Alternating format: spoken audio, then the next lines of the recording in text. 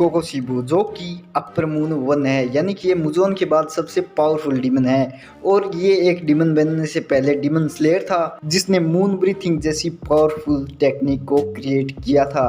तो वो ऐसा क्या हुआ कि ये एक डीमन स्लेयर होने के बावजूद डीमन बन गया। तो इस वीडियो में हम कोकोशिबू की पूरी लाइफ जर्नी यानी कि उसकी बैक स्टोरी जानेंगे। तो ये कहानी है 500 साल पहले सेन गोकू के टाइम की, जहाँ पर मिचिकासु व उसका जुड़वा भाई यानी कि योरिची पैदा हुआ है। हाँ, ये योरिची का जुड़ा भाई होता है जो कि तुम्हें पता ही होगा। योरिची को जन्म के साथ ही उसका डीमन वाला मार्क या फिर कहूँ तो हासिरा वाला जो मार्क होता है वो उसके जन्म के साथ ही होता है, इसलिए उसे अशुभ माना जाता है। और इसलिए उसकी फैमिली डिसाइड करती है कि 10 साल की उम्र होते ही योरिची को टेम्पल में या मंदिर में एक मोंक बनाकर भेज दिया जाएगा। योरिची व मिचिकासु की परवरिश इसी कारण बहुत ही अलग तरीके से होती है।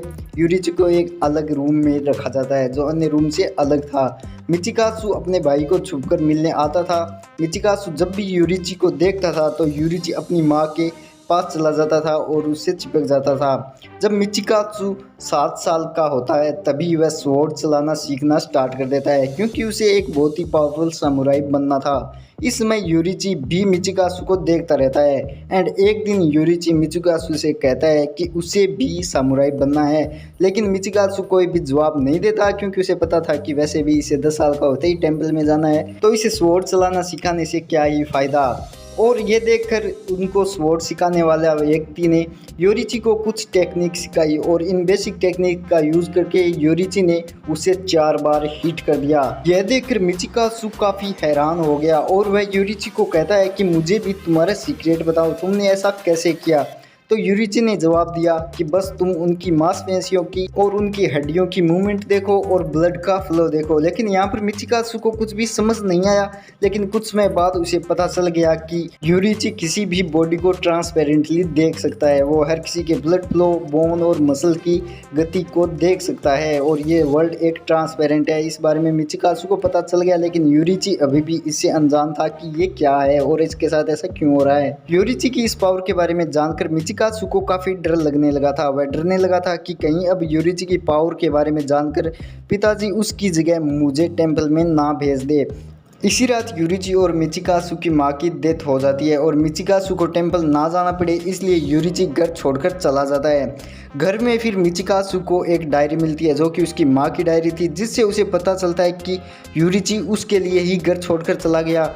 और उसको उसकी माँ की बीमारी के बारे में भी पता चलता है कि उसकी माँ के शरीर का बायां भाग कमज़ोर था, इसलिए योरिची उसकी माँ से हमेशा बाईं तरफ आकर चिपक जाता था ताकि वह उसे सहारा दे सके। इसी डायरी से मिचिकासु को योरिची की पावर और जीनियस होने के बारे में भी पता चलता है और इस कारण मिचिकासु के मन में योरिची के प्रति थोड़ी जलन या कहूँ तो हीन भावना, हेटेड की फीलिंग पैदा हो जाती है। और जैसे जैसे वक्त बीत जाता है वह सोचता है कि अब तक तो योरिची मर गया होगा। 10 साल बाद मिचिकासु एक औरत से शादी कर लेता है एंड उसके 2 बच्चे भी होते हैं, लेकिन एक रात डीमन ने उसके कुछ साथियों पर अटैक कर दिया जिसमें उसके सभी साथी मारे जाते हैं। लेकिन तभी योरिची अचानक आके उसे बचा लेता है। मिचिकासु योरिची की स्ट्रेंथ देखकर हैरान हो जाता है और उससे जलने लग जाता है, इसलिए अपना परिवार छोड़कर वह भी योरिची जितना पावरफुल बनने के लिए योरिची के साथ ही चला जाता है। और वह भी योरिची की तरह अब डीमन स्लेयर बनने के लिए ट्रेनिंग स्टार्ट करता है और अपनी खुद की एक breathing style moon breathing create करता है एंड अपने डीमन स्लेयर मार्क को भी प्राप्त कर लेता है। लेकिन वो योरिची जितना पावरफुल अभी भी नहीं बन पाता क्योंकि योरिची सन ब्रीथिंग का यूज़ करता है। जब उसे पता चलता है कि डीमन स्लेयर का मार्ग आने के बाद वह सिर्फ 25 साल तक ही जिंदा रहेगा तो वह डर जाता है। उसके अंदर मौत का डर पूरी तरह से उसके ऊपर हावी हो जाता है एंड फिर वह मुजोन की बात में आकर डीमन बन जाता है।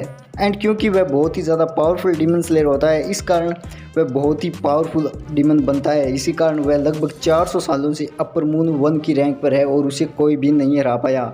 डीमन बनने के 60 साल बाद मिचिकासु जो कि अब कोकोशिबू बन चुका है की मुलाकात योरिची से होती है। योरिची बहुत बूढ़ा हो चुका था और अपने भाई को डीमन बना देख वह रोने लग जाता है। कोकोशिबू भी योरिची को 50 साल की एज पार करने के बाद भी जिंदा देखकर हैरान हो जाता है। अब योरिची अपने भाई को मारने का मन बना लेता है क्योंकि इसके अलावा उसके पास कोई भी चारा नहीं था। एंड एक बहुत ही ज़्यादा पावरफुल अटैक करता है। इस एज में भी यूरिची की इतनी पावर देखकर कोकोशिबू पूरी तरह से हैरान हो जाता है और वह इस अटैक से बच नहीं पाता और यूरिची का अटैक उसकी गर्दन पर हिट करता है। लेकिन नेक्स्ट वार करने से पहले यूरिची अपनी बूढ़ी एज के कारण मर जाता है और कोकोशिबू फिर हैरान हो जाता है क्योंकि मुजोन को यूरिची ने बहुत ही बुरा मारा था और कोकोशिबू के पास ये मौका था यूरिची को हराने का और अपनी पावर को एक तरह से साबित करने का। लेकिन अब क्योंकि वह यह मौका चूक गया तो उसे काफ़ी ज़्यादा अफसोस हुआ और यहाँ गुस्से में आकर कोकोशिबू ने यूरिची की बॉडी के 2 टुकड़े कर दिए। जैसे ही उसने 2 टुकड़े किए यूरिची के पास मौजूद एक फ्लूट या कहूँ तो बांसुरी भी कट गई।